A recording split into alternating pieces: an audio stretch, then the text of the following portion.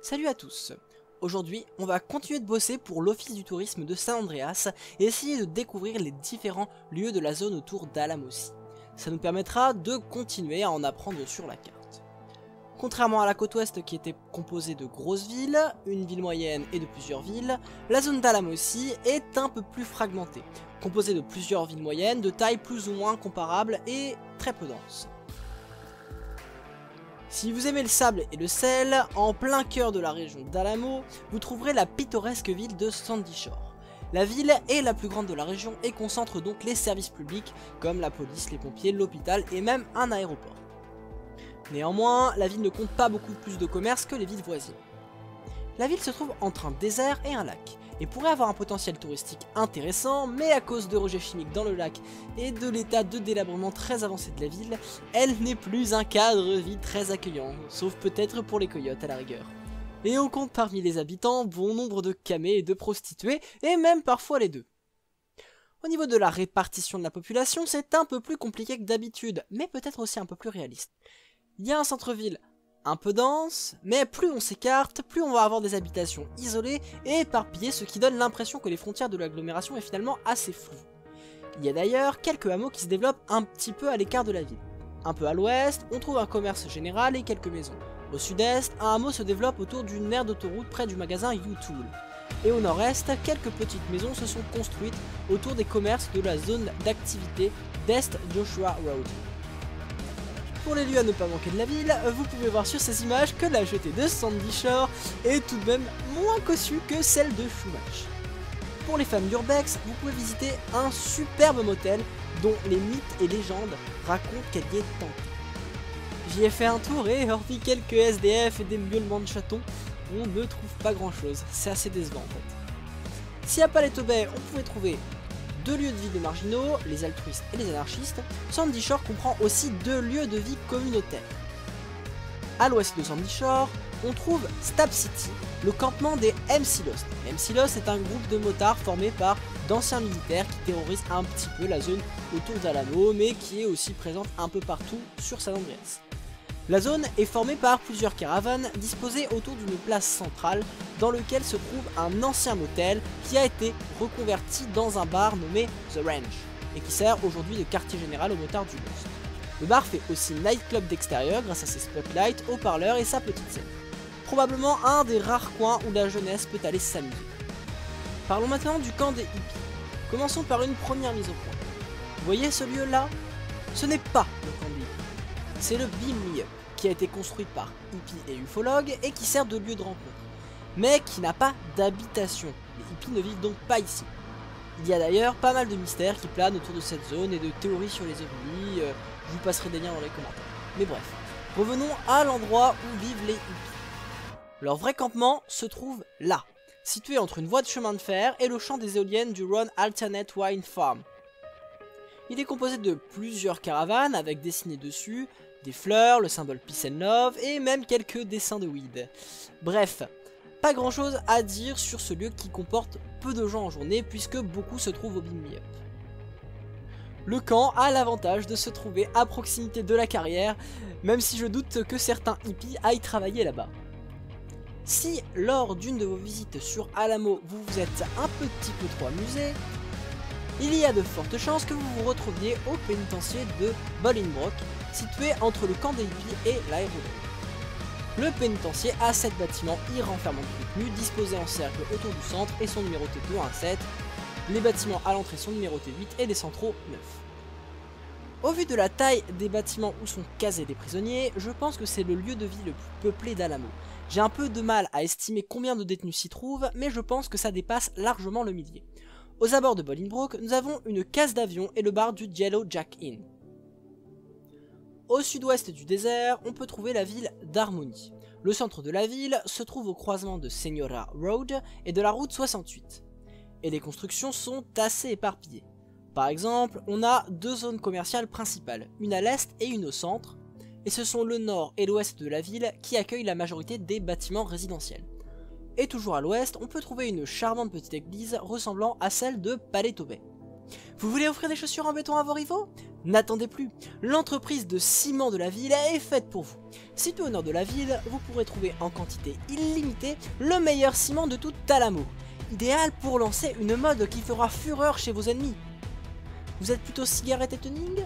Le circuit Redwood Light Tracks, sponsorisé par les cigarettes Redwood, est l'endroit rêvé pour vous. Venez détruire votre santé, celle de vos enfants, ainsi que celle de la planète au circuit d'harmonie. Bref, économiquement, la ville se repose sur trois choses. Les très nombreux commerces situés sur la route 68, l'entreprise de ciment au nord et la construction du circuit Redwood. La proximité avec le pénitencier de Bolingbroke pourrait en faire un lieu de repos des gardiens de la prison. La ville me paraît plus dynamique que Sandy Shore et semble moins délabrée. Si la vie urbaine ne vous convient pas et que vous souhaitez revenir à la terre, Grapseed est peut-être faite pour vous. La ville est un exemple typique d'une ville rurale basée sur l'agriculture. La grande majorité du périmètre de la ville est recouvert de fermes entassées les unes à côté des autres et est probablement responsable de la pollution dans Alamosi. Elle se targue d'être le cœur industriel d'Alamosi. À l'ouest de la ville, on trouve la Grand Rue sur laquelle se trouvent la plupart des commerces, comme le magasin Discount que l'on trouve un peu partout sur Blaine. Le principal souci étant que la plupart des commerces de la ville tournent autour de la bouffe et de l'agriculture, ce qui pourrait nuire à l'attractivité de la ville. A voir ce que proposera le supermarché. S'il se contente de vendre de la nourriture à des fermiers, ce serait absurde. En revanche, si les produits proposés par le supermarché sont plus divers, cela pourrait compenser le manque de commerce de proximité.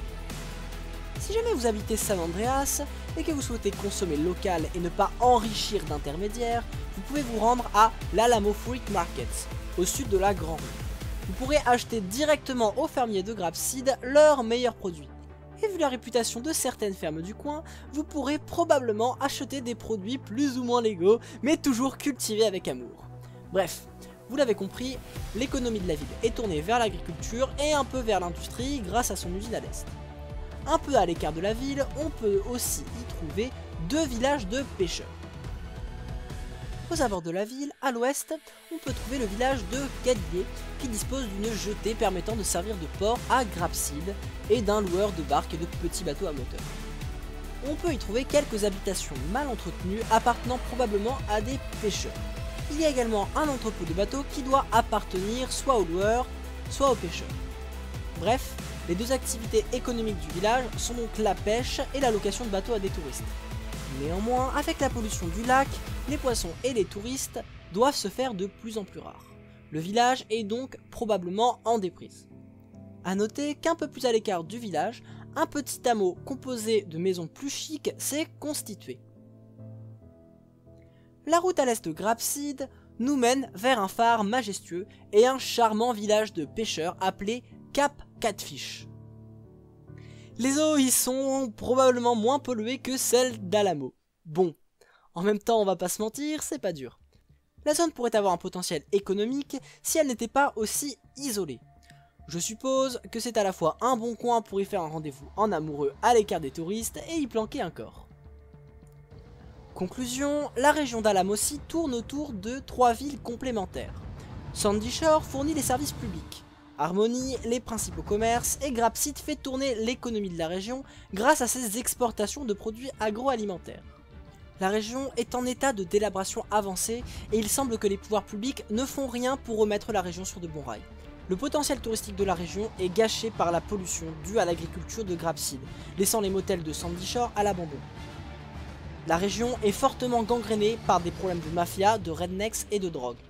Néanmoins, les trois villes ont des fortunes diverses. Si Sandy Shore est la ville qui semble le plus pâtir de la situation, l'économie de Grapseed a ce qu'il faut pour bien tourner, et Harmony semble être une ville plutôt dynamique grâce à ses nombreux commerces.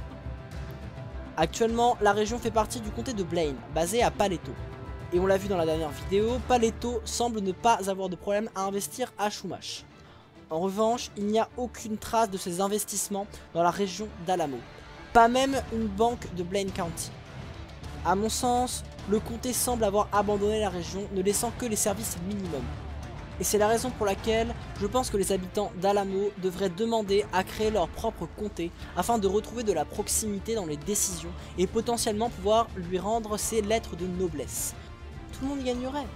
Paleto ne devrait plus s'occuper d'une région qui les intéresse guère, et les habitants d'Alamo ne seraient plus gouvernés à Paleto et pourraient reprendre leur destin en main.